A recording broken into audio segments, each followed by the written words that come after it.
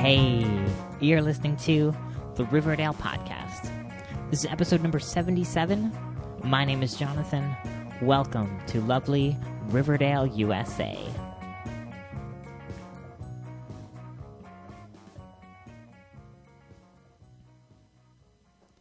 This is a weekly Archie Comics fan podcast. We update every Saturday morning, and every week we break things down into 4 categories. The first category is the book of the week. That's the comic book I read this week. Sometimes it's a new comic book, sometimes it's an old comic book, but it's always an Archie comic book. We move then to the news of the week. That's what happened in the world of Archie in the week since our last podcast. We move then to new releases. That's what came out this past Wednesday and what will be coming up this coming Wednesday from Archie. And to wrap up this week, we're going to answer a listener question, a listener email that came in this week. So that's what the show looks like. I'm excited to get down to it. Let's get on to the book of the week.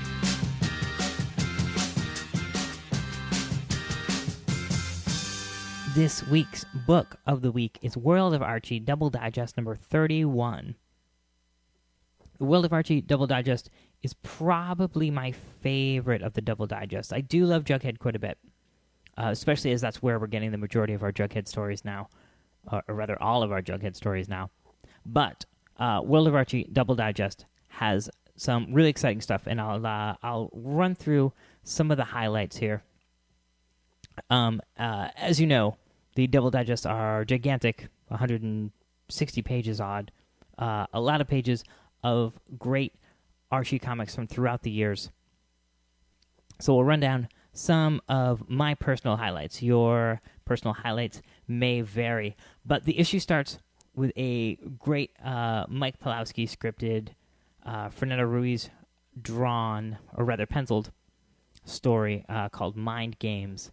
And this is just a fun sort of exercise in the perception of teenagers and teachers, and it's the first day of school, and all of the Riverdale kids are, of course, bummed that summertime is over and they're back in school, and they have the perception that the teachers are excited to be back in school, when actually the teachers would also love to be back in summer vacation, doing their golfing and fishing and hammock laying and all of that. That's a cool and fun story. Moving up, we have the great story starring the Archies.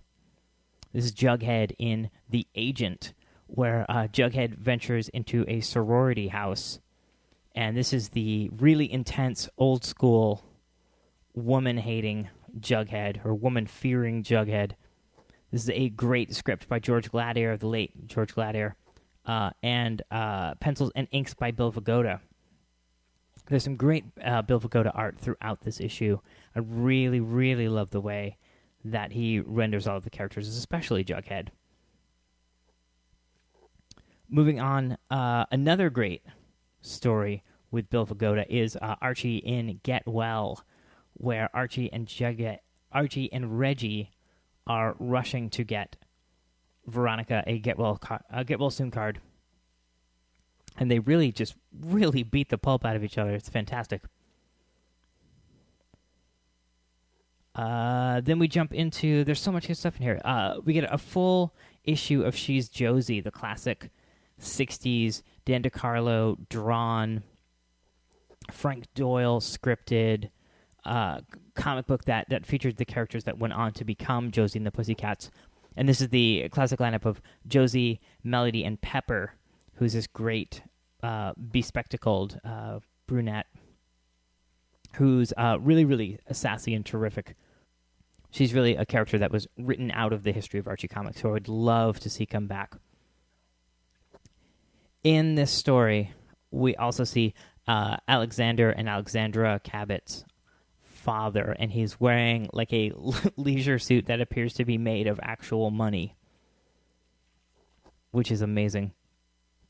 I can't recommend enough the classic She's Josie 60s stories, and they've been running them consistently in World of Archie for quite some time. You really can't go wrong.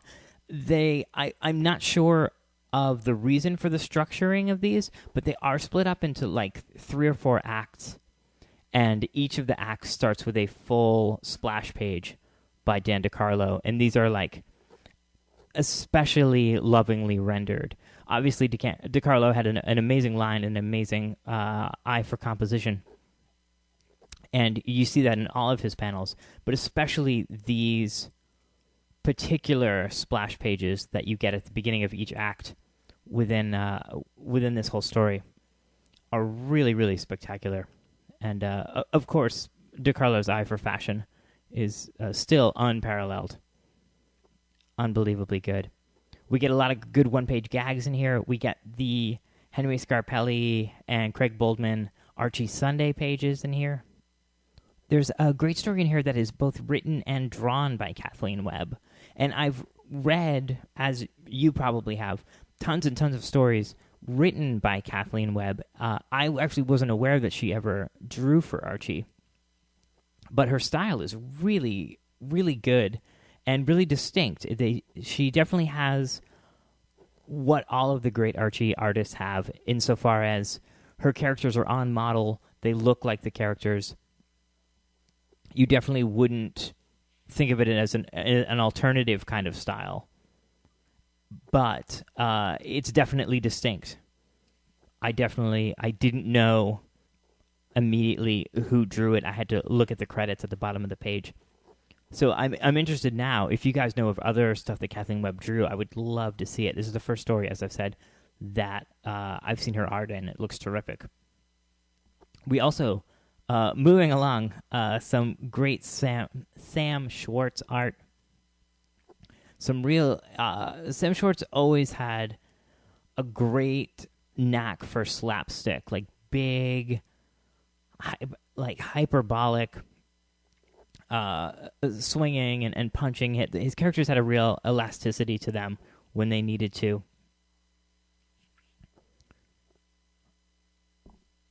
Moving along, more Sam Schwartz in Just a Perfect Friendship, which is a just a particularly mean-spirited story of Archie and Jughead's friendship.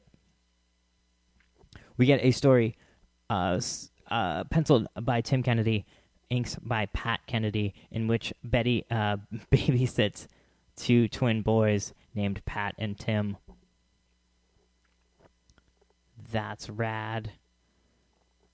Jumping forward a little bit, we have a story in which Archie and Jughead play chess, which I never would have pegged either of them for. That's neither here nor there. And one of the appealing factors of the book, and stated right here on the cover, great Jeff Schultz cover, by the way. Terrific gag on the front cover of Betty and Veronica hanging out in a room full of pictures of Archie. But on the cover it says, in this issue, Archie's Madhouse. And of course we get a bunch of short vignettes from the classic 1960s Madhouse comics. This is going to be on the tip of everybody's tongue soon, because with the upcoming Battle of the Bands storyline, that's going to star the Madhouse Glads, who, of course, came out of Madhouse. So if you want to get an idea of what's going on with them, you might want to be following World of Archie Double Digest if you don't want to be digging through back issues or looking for that great hardcover that came from IDW. This is a great place to get your fix of Madhouse. And this stuff, I have to give Archie credit for consistently reprinting the Madhouse stuff, because it is of a time.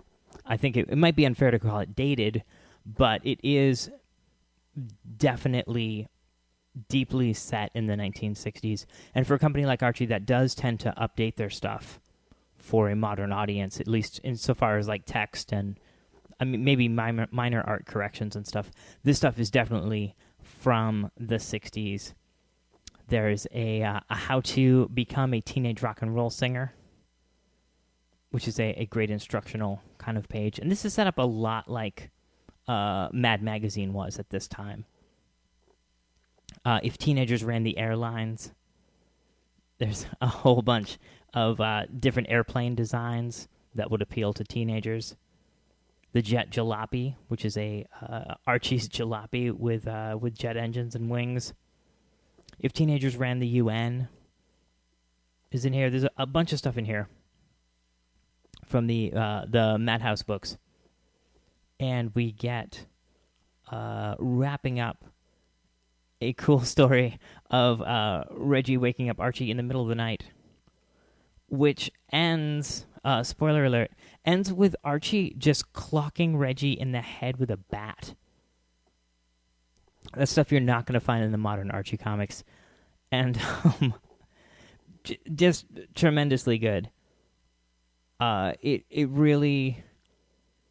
I really find the Riverdale kids to be at their best when they are really intense in their emotions, when they are visibly angry, when they lash out at each other, when they cry so hard that they sort of tip backwards, or they're so surprised that they fall out of the frame and their feet are up in the air. Things like that. I think when the Archie folks are treated more like cartoon characters than comic book characters, or more like comic strip characters than comic book characters, they're really most effective. And this is a story in which that is definitely true, with Reggie with the classic cartoon lump on his head and the stars swirling around him. And we wrap up the issue with a Rex Lindsay story. This is Reggie Mantle in Star Time. And this is, it looks like an early 90s story, maybe late 80s. It was really a prime time for Rex Lindsay's artwork, which is still tremendous to this day. We saw his work just a couple issues back with the Archie Summertime special. But this is really when I first became aware of his artwork. It looks very familiar to me from my childhood. And this is Reggie dealing with some fans of his, and I will leave it at that. But I hope that wasn't too rambling. I love World of Archie Devil Digest, and as I've said before, you can't go wrong with the Archie Devil Digest line. $3.99 price point. You get an amazing number of pages. You get, obviously, modern stuff. You get classic stuff, and they're not pulling punches with the Madhouse stuff. They're reprinting those great Josie stories. I cannot recommend enough. World of Archie Double Digest number 31.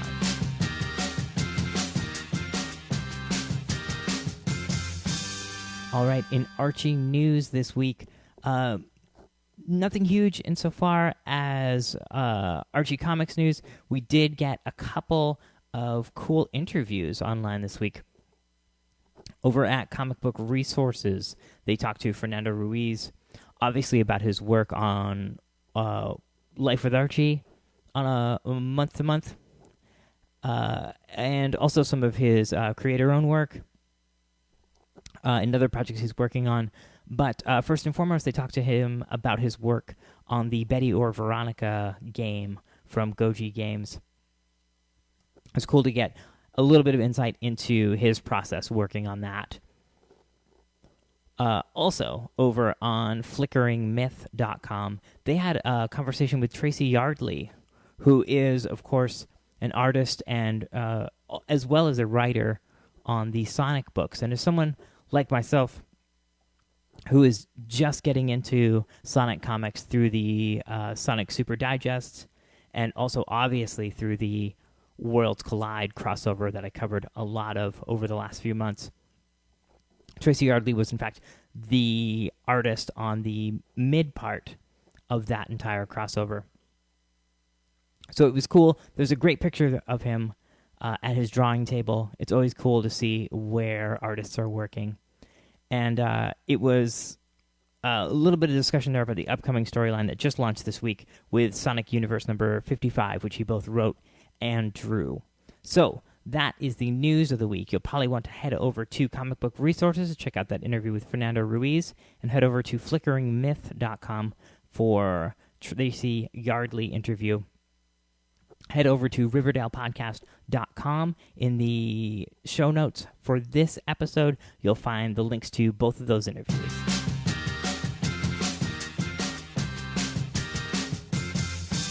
New releases. All right, new releases for this past Wednesday. August the 21st are as follows: Betty and Veronica number 267 for $2.99. That is the continuation of the fairy tale stories written by Dan Parent and drawn by Jeff Schultz, inked by Bob Smith as well. This is the Little Mermaid parody, if you will, the Little Mermaid storyline. You'll definitely want to check out Jughead as a fish. Terrific. Also, this week, Sonic Super Digest number 4 for $3.99. Sonic Universe number 55, the aforementioned Sonic Universe number 55 for $2.99. And of course, also this week, our book of the week, World of Archie number 31 for $3.99. Coming up next week, August 28th, we're going to get Sabrina the Magic Within, Volume 3. That's a $10.99 trade paperback, a digest-sized, manga-sized book of the great Tanya Del Rio Sabrina stuff from, I guess, maybe 6 or 8 years ago now. That's great stuff, and you should see that next week, the 28th, Volume 3 for $10.99. On the digital side of things, over on the Digital Comics app and at digital.archiecomics.com, you're going to find the back issues of Betty. Numbers 92 through 99 were released this week. This is old school, probably early 2000s. It looks from the cover designs and stuff. Some Kathleen Webb stories there, some George Glatter stories there, and all with great Stan Goldberg art.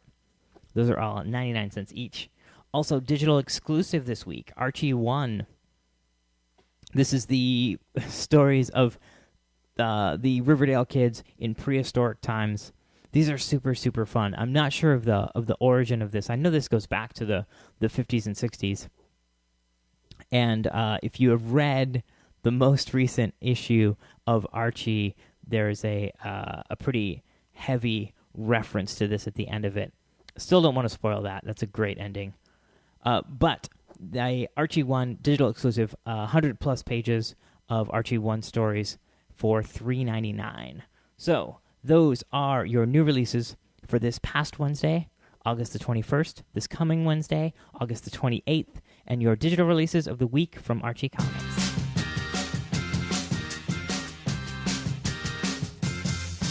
Finally, this week, I wanted to answer a question. I got an email from Mark, Tuxedo Mark, all over the internet, a longtime listener of the show, and a poster over on the Archie Fans forum at archiefans.com. So this email came in. It says, "Hi, Jonathan. I recently looked through the free preview of Archie Freshman Year Book 2 on Amazon, and near the end, I saw a preview for Cheryl Blossom Freshman Year, presumably a spin-off miniseries. Was this ever released in any form? I asked on the Archie fan forum, but hadn't received a reply, and a Google search turns up nothing. I was hoping maybe you'd be able to find something out on it." So, Mark, obviously I got your email. I looked into this. First of all, just as a little background, the Archie freshman year stuff is terrific. This was, I believe, there was a 5-part story that ran a few issues prior to the Archie Marries storyline. So a few years back now, maybe 4 years ago, they did this great kind of Archie Year 1 kind of thing. It was a lot of fun. It was written by Batten Lash and illustrated by Bill Galvin. Bill Galvin's one of my favorite Archie artists of the modern era. And this was cool. This started out at the end of middle school and then led you into the freshman year.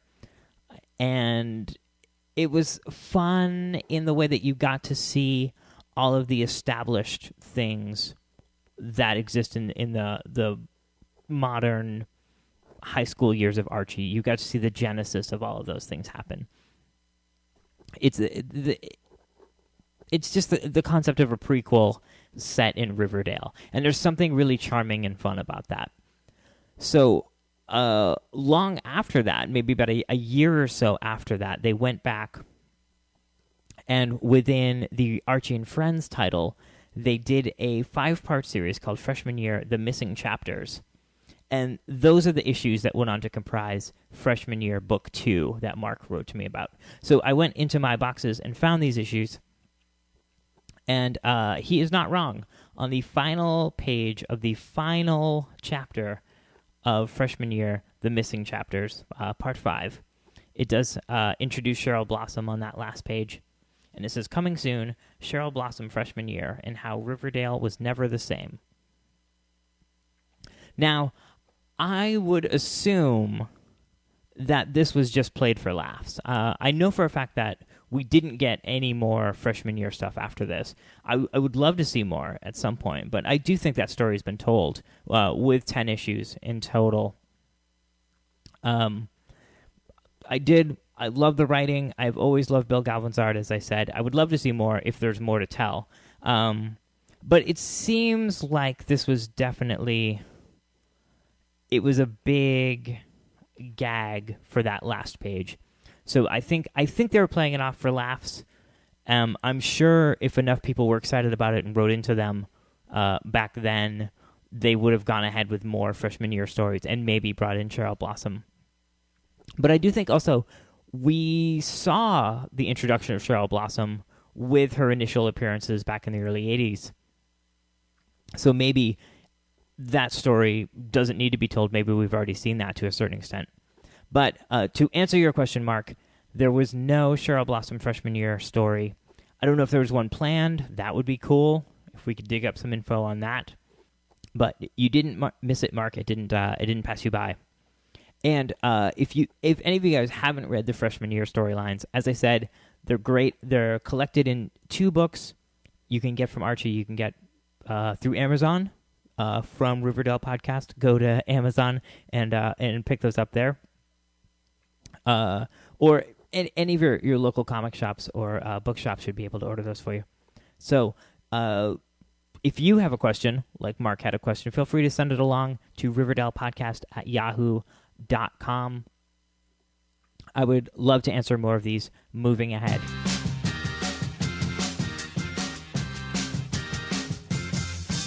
There's a great way to help out the show financially.